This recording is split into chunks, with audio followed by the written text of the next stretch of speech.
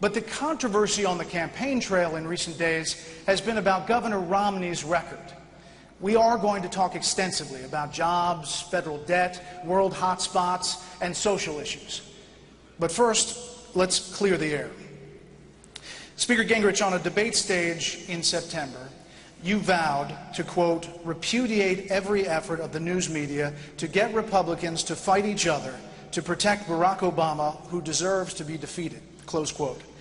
And yet in recent days, you and your campaign have cited numerous outlets, from the New York Times to Salon.com, to attack Governor Romney's business record. The exact line of attack the Obama campaign is using. Why?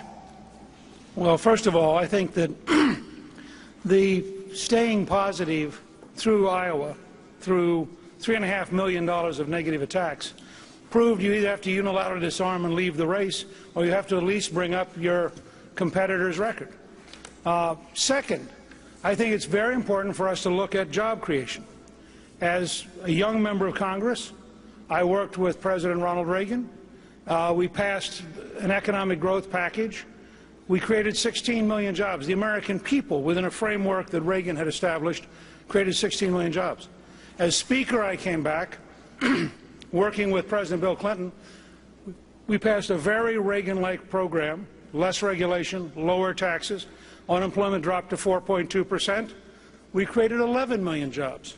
Now, those are real numbers that people can verify out in the open. Governor Romney, as governor, raised taxes, and Massachusetts was 47th in job creation, fourth from the bottom. That's a public record difference. The second part of his campaign is citing his experience in business, which is perfectly legitimate. But if that's a part of your campaign, then questioning it has to be equally legitimate. And it struck me that raising those questions, giving him an opportunity to answer them, is exactly what campaigns ought to be about. And we need to satisfy the country that whoever we nominate has a record that can stand up to Barack Obama in a very effective way. Governor Romney, I will give you time to respond in just a minute. Speaker Gingrich, the Wall Street Journal editorial page calls your attacks crude and damaging caricatures of modern business and capitalism. And they write that you are embarrassing yourself by taking the Obama line. How do you respond to that? First of all, I don't think raising questions is a prerogative only of Barack Obama.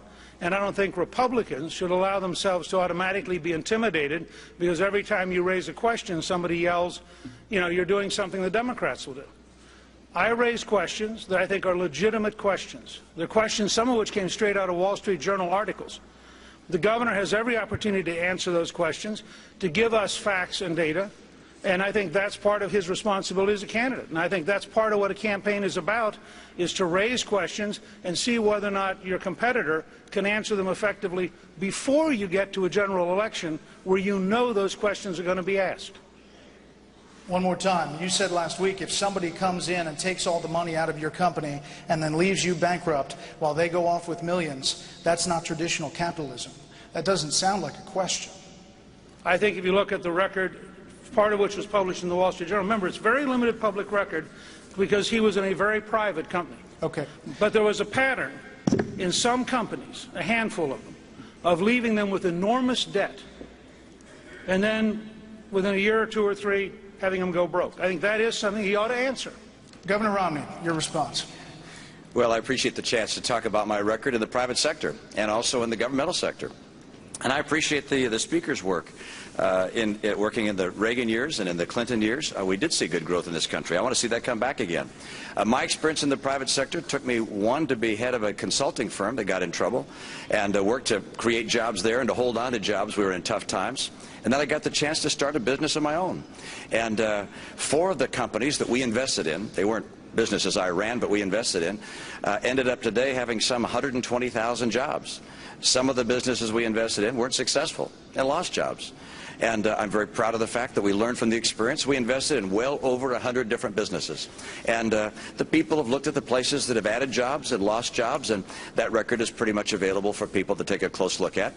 But my record as the governor of Massachusetts and as the person that led the Olympics flowed from the fact that I had experienced turning around tough situations, that I'd worked in the private sector, demonstrated a record of success.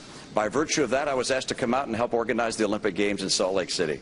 And then was asked after the success of that experience to come back to Massachusetts by a number of people there, encouraged me to come back, run for governor. I did. We were fortunate to have an unemployment rate by the time I left office of 4.7%. Sounds pretty good today. And I was also proud of the fact that we balanced the budget every year I was in office. We reduced taxes 19 times, put in place a rainy day fund of over $2 billion by the time I left. And so my record is out there, proud of it. And I think that if people want to have someone who understands how the economy works, having worked in the real economy, that I'm the guy that can best post up against Barack Obama. Governor Perry.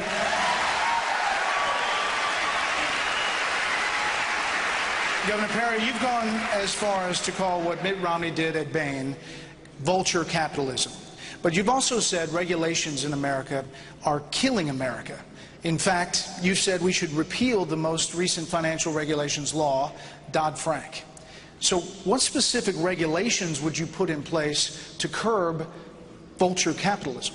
Well, let me go back and say that having been the governor of the state that created over 1 million net new jobs, that we're all about capitalism, and I think our record proves that we're all about capitalism.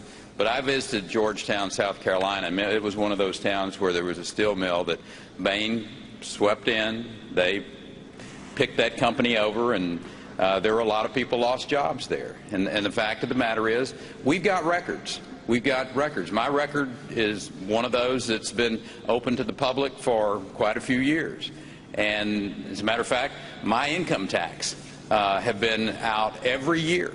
And Newt, I think you're going to let your income tax come out Thursday. And Mitt, we need for you to release your income tax so the people of this country can see how you made your money.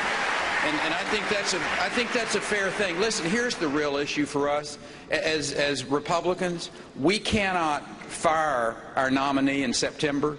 We need to know now. So I hope you'll put your tax records out there this week so the people of South Carolina can take a look and decide if, we got a flawed candidate or not. But the fact is, on the regulatory side, Dodd-Frank does need to be gone. We got too many regulations. Everyone knows that. We are strangling this country with regulations, and we as a country need to get rid of Dodd-Frank.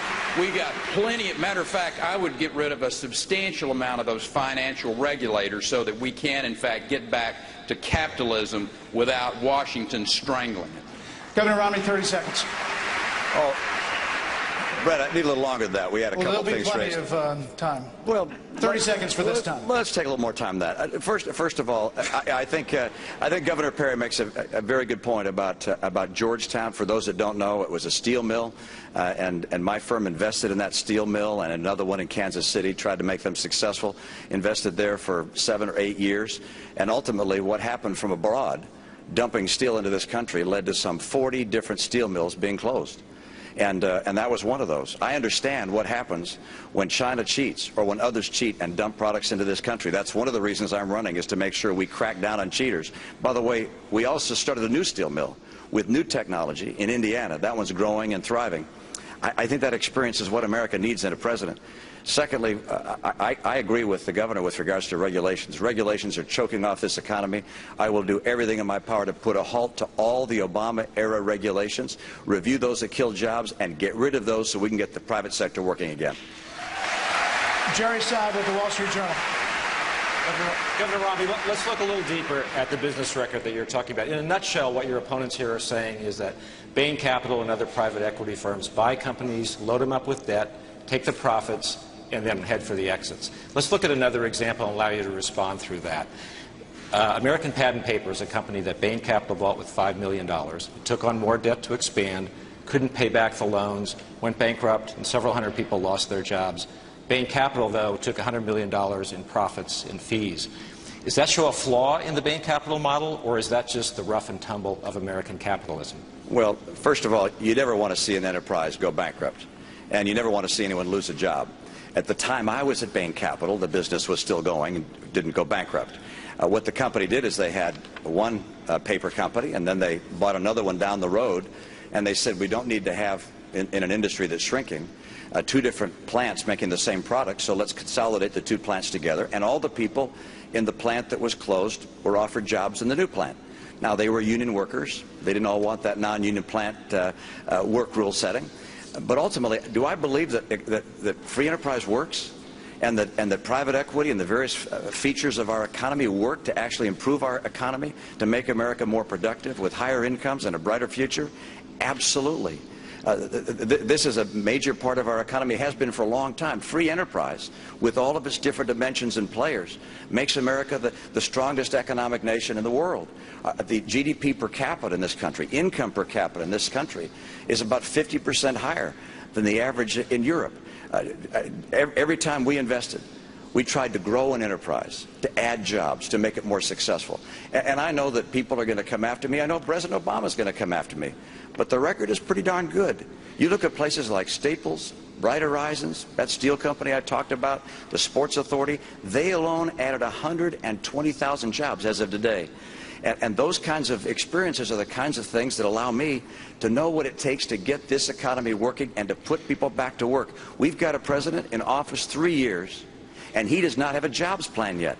I've got one out there already, and I'm not even president yet. Thank you. Kelly Evans with the Wall Street Journal.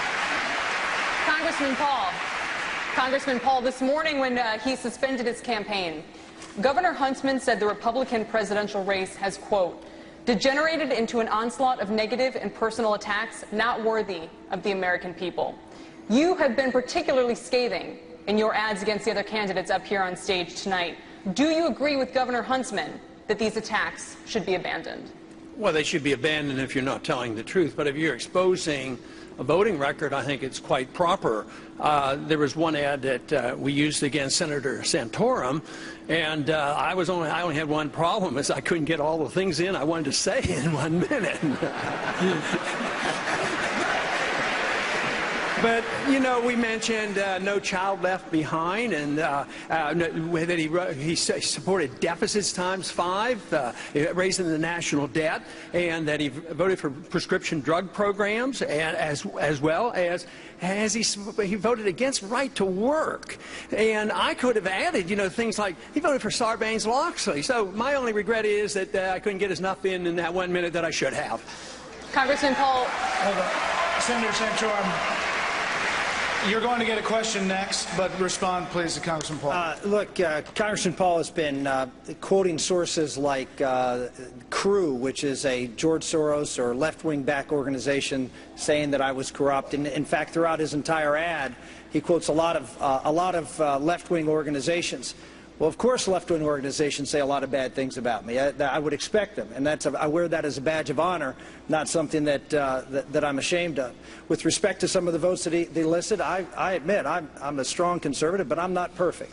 President Bush's signature initiative was No Child Left Behind. I voted for it. I shouldn't have. It was something that I said, and I'll say publicly, that we should repeal. In fact, we should repeal all of federal government's role in primary and secondary education. And if you give me the opportunity, I'll do that. We have a question for you right now. Sure, go ahead. Finish your thought. And with right to work, look, I represented the state of Pennsylvania, which is not a right to work state. If you look at who voted for the right to work bill in the Congress, those who came from right to work states voted for it. Those who came from non-right to work states represented their states. I wasn't going to vote in Washington, D.C. to change the law in my state. I support right to work. I actually, as president, will sign and advocate for a right-to-work bill. But when I represented the people of Pennsylvania, I made the decision that I wasn't going to do in Washington and change the law in my state when my state didn't want to have that provision in their laws. Juan Williams. Senator Santorum, today you said Governor Romney is guilty of distorting your record, as well as of, quote, lies and hypocrisy. You said this behavior is classic Romney, and no one's holding him accountable. So the same question that Kelly asked, this time to you. Should these barbed personal attacks against fellow Republicans be abandoned by the candidates?